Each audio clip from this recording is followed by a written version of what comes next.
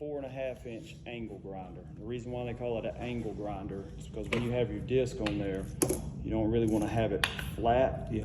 You notice right there, you see it shows a picture of the grinder. You kind of have the grinder at a slight angle when you're grinding. Now, not all the time. Like if we're going to try and grind this off, I'll show you in a minute.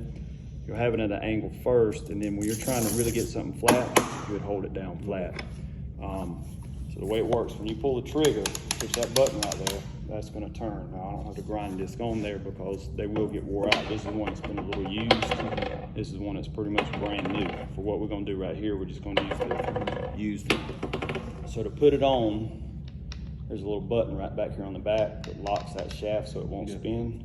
You just take your grinding disc, hold that button, and you really want to make sure that you don't have it plugged in when you do this, just in case you were to bump that trigger right there and it come on.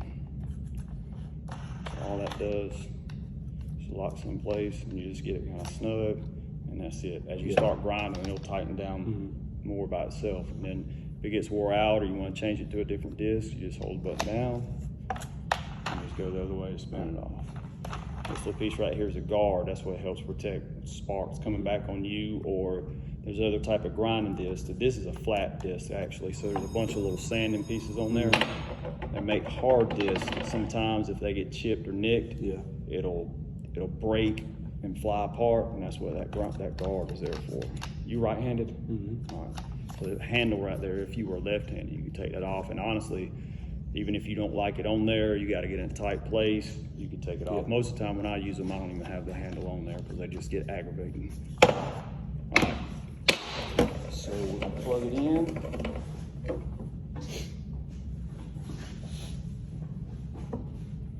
And you see what I'm doing right here? It's just a habit of mine. Because when if you go to stretch it out, or you're moving all over the place, it doesn't come unplugged on you. That little loop right there keeps you from doing that. All right, one thing to keep in mind when you're grinding, the sparks are always going to be going to the right. So if somebody was standing over there, you want to say, hey, y'all need to move or whatever, so you're not throwing sparks on them. Those sparks are hot pieces of metal. So when you're doing this, you always want to make sure you got your safety glasses on, because you don't want a piece of that going in your eye. I've had it before and it's not pleasant. All right, so we just want to kind of get a little flat surface to work on right here. Some of this is this weld spatter where other people have been welding on the table. So to get those down first, there's a little red button right there. It's a little safety switch. So you just pull that down, pull that, and it's going to turn.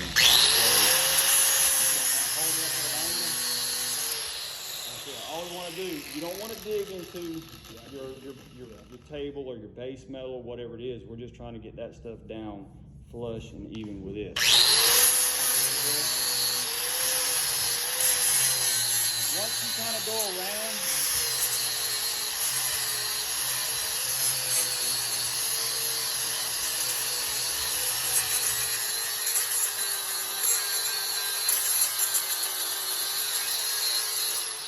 and that's all you're doing. Now, for what you're doing right here, you don't always have to use gloves when you're using a grinder.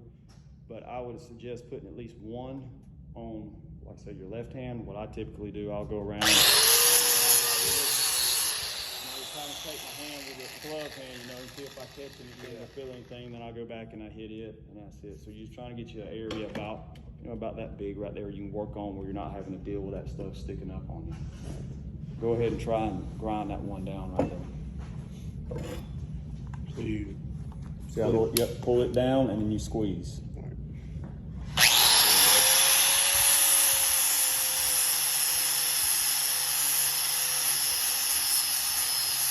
harder you press, the faster it'll work. And that's all you do. And then you just kind of feel it, make sure it got down, and then you're good to go anywhere else. So like I said, I just kind of get you a little area about like that right there that you can work off of.